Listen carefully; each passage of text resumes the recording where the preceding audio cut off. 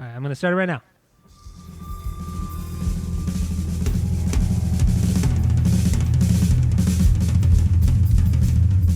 Welcome back to Asinine Radio, a weekly podcast where we talk about music, and, well, that's pretty much it. So, let's go!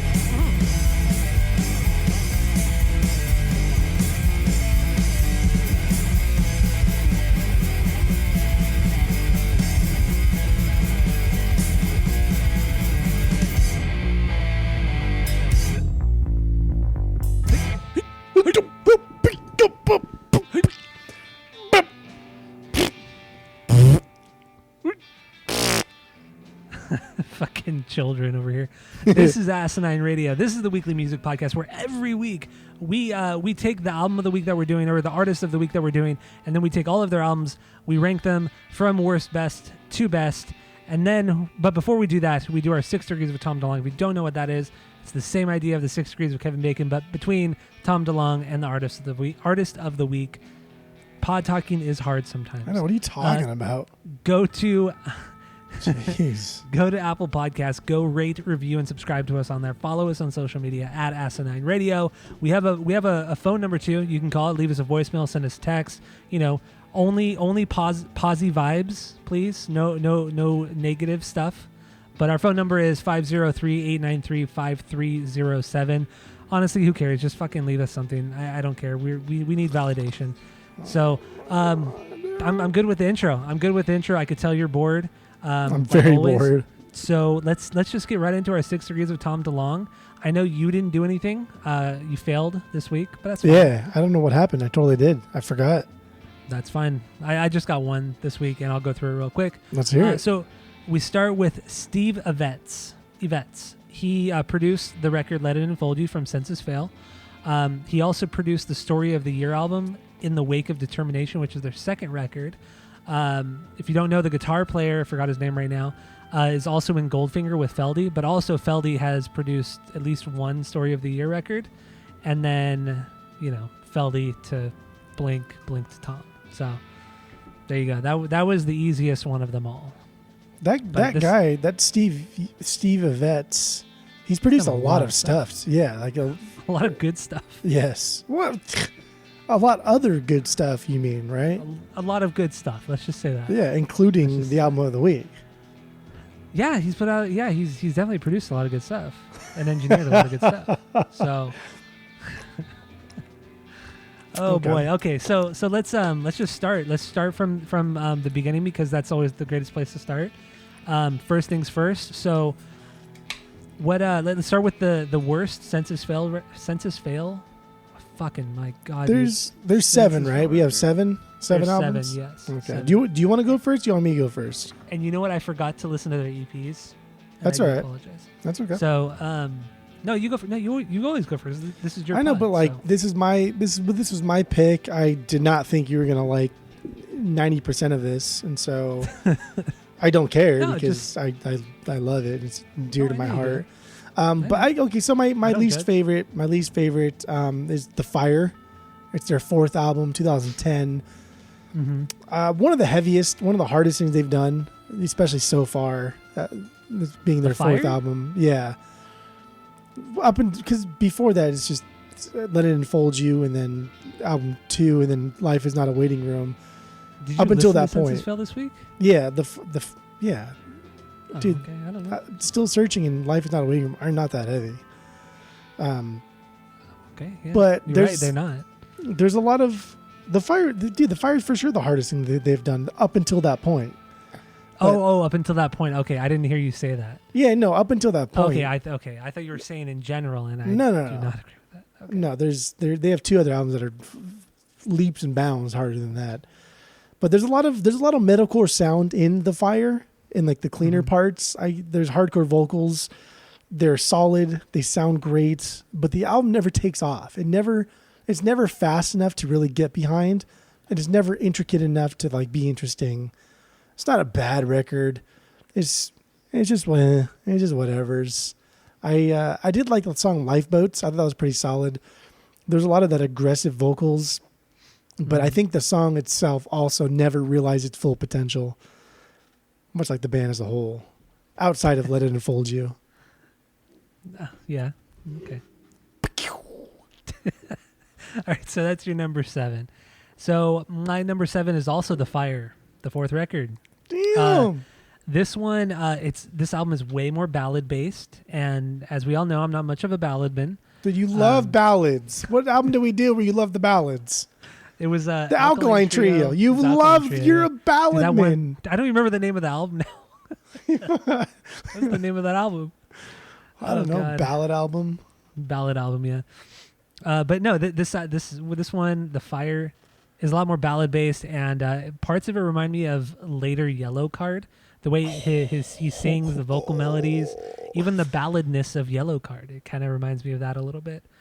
But in the end, a lot of the songs just bleed into each other, and I was getting so frustrated with this record. I was so over it. Like, you have no idea. I got halfway through this, and I thought, I don't know if I could. This is like, I almost got to the point where this is like the Poison Week. Like, I wasn't sure if I could get through the rest of this band. I was so just over it. Like, not to say that it's necessarily bad, but I was just bored of it at this point. Up until this point, I was just fucking bored. So the only song that stood out a little bit was New Year's Eve.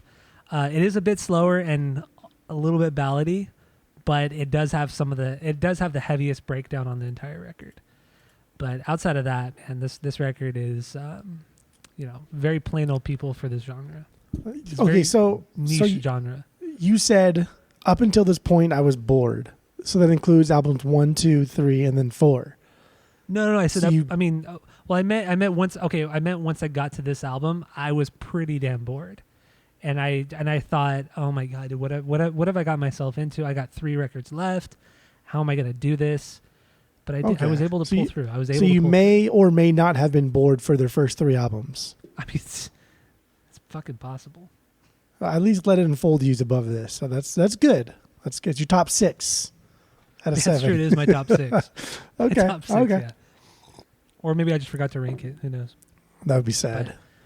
All right. So what do you got for your number 6? Life is Not a Waiting Room. This is the 3rd album, 2008. This this got pretty bad reviews, and it's almost like they kept more from their first album than separated themselves from their second album. Like, it's aggressive sometimes, and there's way more hardcore vocals than their second album, but the clean vocals here are really, really pop punkish, and they're really whiny. And they're already kind of whiny and Let It Unfold You. And it's just, for me, it's just a right amount of whininess matched with everything else that we'll talk about later. But Life is Not a Waiting Room just didn't blend as well as Let It Unfold You did. It was a weird progression from album 1, 2, and then album 3 is like a mixture of both of them, but not doing anything good. Okay. All right. Wolves at the Door. That's my favorite song from this one. This was one of the more aggressive songs, and it reminded me a lot of their first album. Dope song. Playlisted.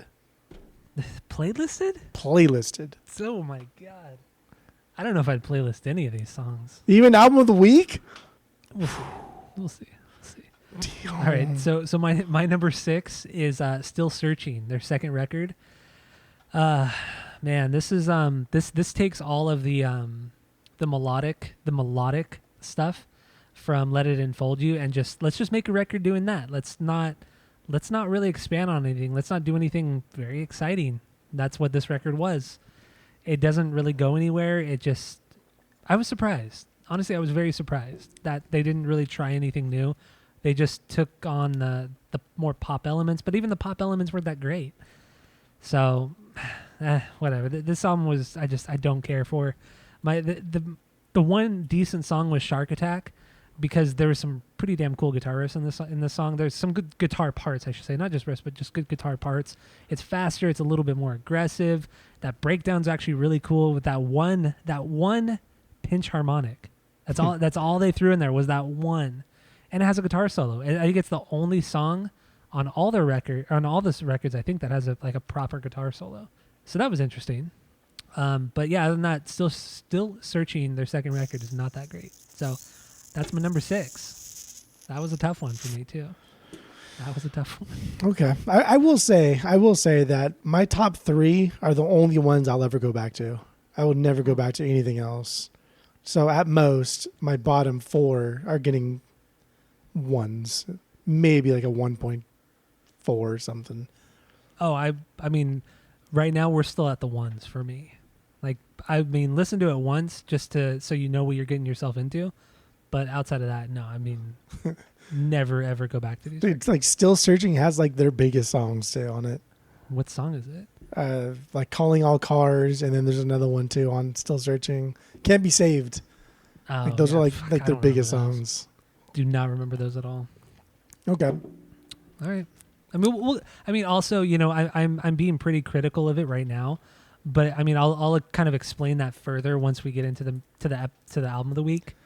But so I'm not just being like a total outright hater. It's just, you know, we'll get into it later. This is one of those albums that even if you hate it entirely, I wouldn't care, because this week I listened to this album like 7 times. Wait, Let It Enfold You? Yeah. Oh, okay. All of which were on vinyl. Like, I listened to it all on vinyl. God, dude. I fucking worst. love this. Oh, it's so good. All right, number 5, their third worst best is Renacer. Renacer, their 5th album, 2013. Mm-hmm. Is that how you pronounce it? Really? I think it's a Spanish word for something. I don't know. Renacer. I just said Renacer. Renacer. I just said Renacer. Yeah, that's probably wrong. So damn white. Renacer. Yeah. This is arguably like up there with like their heaviest and their hardest. It's a good direction for the band. I respect it. I like the direction they're going. I dig. But it's just not intricate. You know, I'm not a big metalcore fan, but when you listen to bands like As You Lay Dying and you hear like how damn good they are at their instruments, and then you hear like Renacer, and it's like, okay, they're mimicking that sound, but it's like 15-year-olds mimicking the sound. Like, they're not good at their instruments. That's what really gets me. And this band's not really like that great at their instruments anyway. But Renacer was just the biggest gap between what it could sound like and then what it actually sounds like. And yeah. I did enjoy it after a while, but the second half was fucking pretty trash. First half was good. The second half I thought was pretty trash. That's why it's so high, but also I would never ever go back to this album. I have no favorite song either. Really, no favorite song after all the trash that you've already talked about. You have no favorite song. No, it was better than the other two that I mentioned, the Fire, Life is Not Waiting Room, but I don't know, man. Like, these guys just never got better at their instruments. And that's weird. Yeah. There were a lot of lineup changes though, so that is true. I mean, a lot. Clearly a lot of first-time musicians, because that's what this band sounds like they're doing, is just hiring first-time musicians. And if you look at like all the band members that have joined, there's only like one band member that's come in from another band that had any form of success, and that was Strike Anywhere. Yeah. You know, none of these members came from anything. From any other band that has toured extensively or put out records and shit like that. But even like Strike Anywhere isn't like an A tier of the genre. They're C+ tier of the genre. Absolutely. And like you said, it shows. It shows at points. Okay, so number 5 for me is Life is Not a Waiting Room, their third record. This is a more refined production than the last two. I feel I like the sound and the tone of this record, because at moments on the first two records, it's too whiny. It's just, I don't know, man. It's kind of annoying. It is, but this record it's okay. It's okay. It's a little bit more exciting. It just sounded like they kind of knew what they wanted and what they knew what they were doing when they recorded this record, rather than just going into a studio and just going nuts. But yeah, I'd never go back to this record. This is still a 1 out of 3 for me. My favorite song is Wolves at the Door. Oh, this guy. It's a pretty heavy song, or at least it starts off heavy, I should say. But those clean vocals, they are so pop punk. Very, very pop punk. And that was kind of nice because normally he doesn't sing too pop punkish. He sings more like Adam Lazzara from Taking Back Sunday, which we'll get more into later. But yeah, this song was aight. Not playlistable, but 1 out of 3. So what do you got for number 4? Okay, let's see. Let me just guess your top 4 here. Mm-hmm. I think Pull the Thorns is going to be your number 1. Which followed by Pull the Thorns from Your Heart. Well, we'll see. I think Renaissance will be your second. I think Let It Unfold You will be your third. And then I think, you know what? Maybe even like If There's Light will be your third, and Let It Unfold You will be your fourth. That's what I'm going. That's what I'm going for. Okay. I mean, you might be right, but we'll see. We'll see how it goes. Well, you're looking at your list right now. Probably like I can hear the clicks deleting and copying and pasting and stuff. I haven't even touched anything. Number 4. All right, what do you their got? second album, Still Searching. This is a Trash record. it's not trash. They're changing. They're changing. It's a little bit. They've almost completely eliminated the hardcore vocals, the HXC Vox entirely. There's not too many breakdowns, and overall, this album is a pop punk effort with a little screamo and emo, but not like the hard emo, like what we know as emo in the 2000s is hair parted to the side, black t-shirt emo. Hawthorne Heights. Heights Ohio's emo. for lovers, yeah. Because there is like emo started as a harder version of itself, and then eventually changed into the TPK, the Tight Pants Kid emo. The TPK screamo. That's what Yes. But Still Searching, it's not bad. It's just, it's whatever's. Every Day's a Struggle. That's my favorite song from here. You can hear the roots. I dig. It's buried a bit, and it's a bit overindulgent in the drums and the vocals. They're very loud. There's a lot of them, but the guitars have some cool licks, and there's a lot of spots that a cool breakdown could have been inserted. Yes. It wasn't. But I don't know. It's a cool blueprint. It's a cool template for what could have been a really rad song. Now, I didn't playlist it though. Actually, I was gonna say something, but I'll hold off until the main episode Okay. because it just made me think of something. But Are you gonna forget what you're about to say? no, I'm gonna write it down. So you type it down. You're gonna write it down or type it down? Click, click, click, I'll- click, click, click, click. I'll type it right now. Oh, hold on. Let me type this. You type what you thought about typing. Thank you. Right now, sir. Got it. Okay, so that was your number 4. My number 4 is my 4 and 3. They could easily be interchangeable. I think I'm only ranking my number 4 where it is right now because I feel bad. So my number 4 is If There's Light, it will find you. Yeah. So Yeah. number 3 is Let It Unfold You. So I was right. You tell me like I'm not right. I'm right. Well, I mean, Just come on. I'm right. oh my God. So yeah, If There Is Light, It Will Find You is their latest record, their 7th record.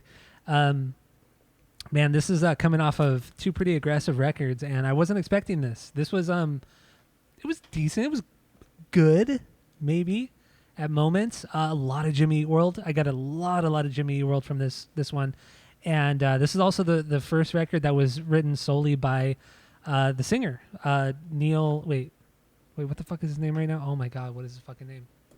Nielsen, Buddy Nielsen. Yeah, Buddy Nielsen. singer. I can remember. Buddy his name Nielsen, either. Leslie Nielsen. This is the first record that he wrote. This is his record, essentially like a solo record. So we shouldn't even have ranked it, but whatever. Yeah, like I said, I get a lot of Jimmy Eat World style on this, vocally, melodically, musically, even at points. I don't know if he's a huge, fan of theirs, but yeah, it's this album is not heavy. It's not aggressive at all. This is like the closest they've ever got to like traditional emo ever. But it was good. It wasn't annoying. Because Buddy has a really annoying way of singing sometimes, but it really wasn't that annoying on this record. So, my favorite song is "You Get So Alone," just because it just makes me think of Jimmy Eat World, and Jimmy Eat World they're a good band, a great band. They have good They're a parts great to band. them. Dude, I think there was only like 1 or 2 records we agreed that we didn't like when we true. did them a few months ago because they're a great band. Like when you take Clarity and Bleed American out of the equation, they're a solid band, but they're so overshadowed by those two records. If you took Clarity and Bleed American out of their discography, that's a band that would never be great. They'd be good, you're right, but they would never be great.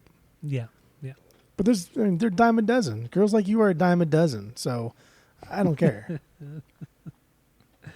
Oh gosh. So yeah, that's my number 4, possibly number 3, depending on my mood. So, what do you got for number 3? Number 4, right? No, you're right. Number 3. No, we're at 1 3. 1 3. 1 3. We're in top 3. Okay. Pull the Thorns. Pull the Thorns from Your Hurt. 6th album, 2015. I'm surprised you like this record. Dude, this record was boss. I liked Renaissance like a lot. I thought it was really cool. And then this one came on. I'd never heard this one before. I was like, holy shit, dude! They just stomped all over Renaissance. They took all of the great things from that and made it better. Mm-hmm.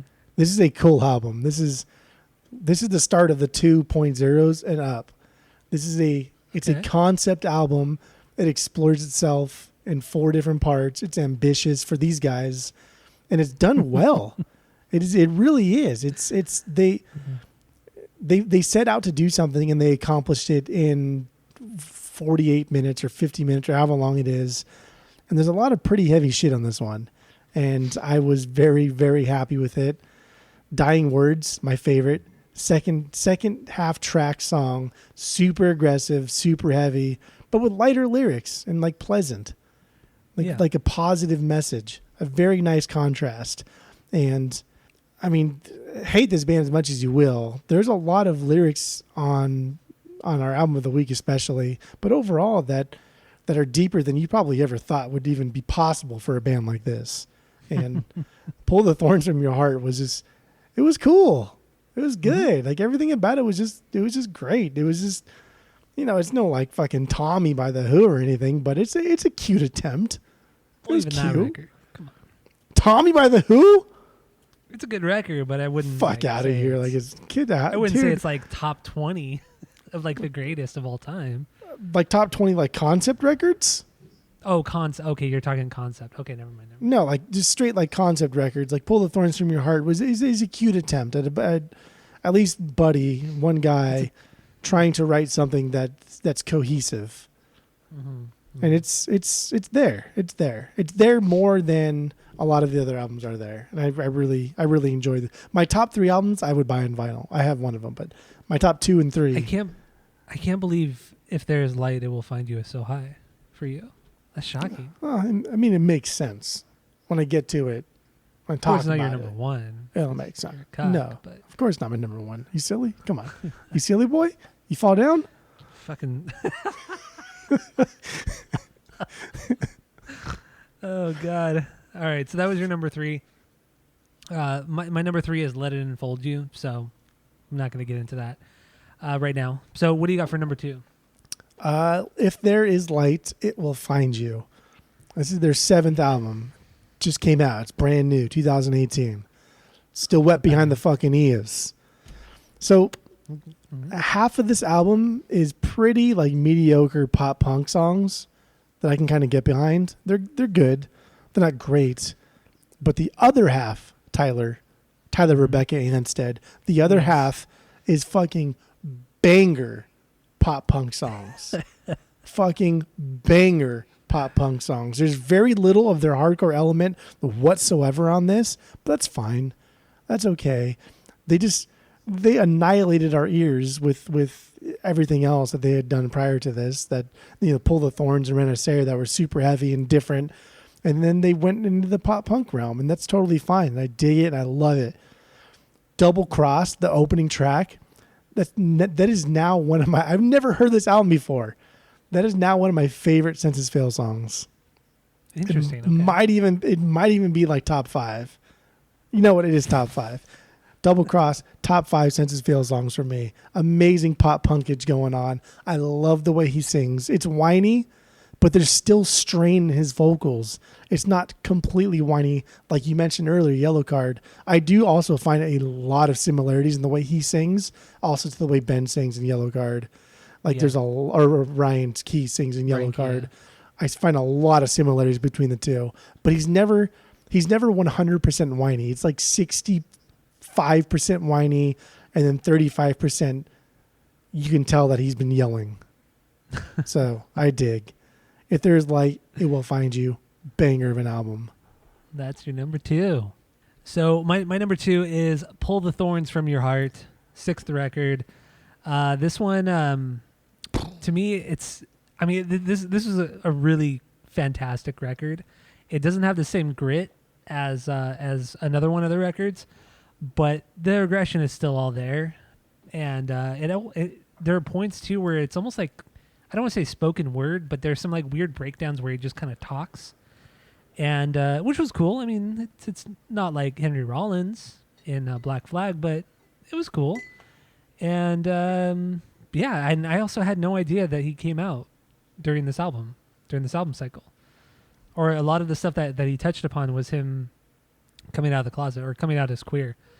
So I thought I had no fucking clue, no idea. Yeah. Doesn't seem like, I don't know. I did not see it coming. After all the lyrics I read about on the Let It Enfold You, I just never thought about it. But yeah, no, this record is it's actually pretty damn good. Pretty hard, pretty heavy. My favorite song is Dying Words. I think this is probably one of their best songs ever. This is the heaviest, fastest on the record, and the drummer, he hits those fucking drums so damn hard. So hard. And I think it's great. I think it's a great song. Absolutely great song. Killer record. And yeah, that's my number 2. Pull the Thorns from Your Heart. Damn. So your number 1 is obviously Let It Enfold You. Yeah, So. leaps and bounds. Well, it's not even close. It's not even a close race. Oh God! It's like Usain Bolt, like fucking racing a 3-legged dog. Like it's not even close. All right, so my number 1 is Renaissance, as I like to say it. I'm Their fifth truly record. surprised. Fucking surprise! I knew it'd be I knew it'd be top 3 at least, but I'm like number 1. Damn, What? I was like I said earlier, I got through their 4th record and I barely did it. I could barely get through it, and I was just bummed, thinking, "Fuck, man, got 3 records left. This is going to be really tough. I don't know how I'm going to differentiate between the different songs." And then the opening riff of this album, of the title track, Renaissance, which is my favorite song on the record. I mean, it is so sludgy. It is so gritty and dirty and gross, and fuck, man, that is a great opener. It is so heavy, and I was very taken aback. I did not. This completely caught me off guard. No, I had no idea that they made music like this. Yeah, it's very metalcore, but it's good metalcore. It's not. I don't know who I'm trying to compare it to, but it's not bad. It's not bad at all. Yeah, and I think the big reason for that is that their main songwriter, what's his name? What's his first name? Not Zablocki. What's the guitarist's name? Oh, Garrett? Yeah, Garrett Zablocki. This is the first record without him, so they brought in a new guy, and I mean, it changed the dynamic of the band and their style. And dude, this whole album just sounds tough, just really tough, and I like it a lot. There are clean vocals, obviously, but they perfectly complement everything else going on. Like it's not obnoxious. I was never annoyed when I listened to this record. I thought it was a pretty solid record. I would go back to this. Definitely go back to this. That's my number 1. I was very, very surprised by that one. But would you buy it on the vinyls? I would buy my top 2 on vinyls, and I looked it up, and they're like $200.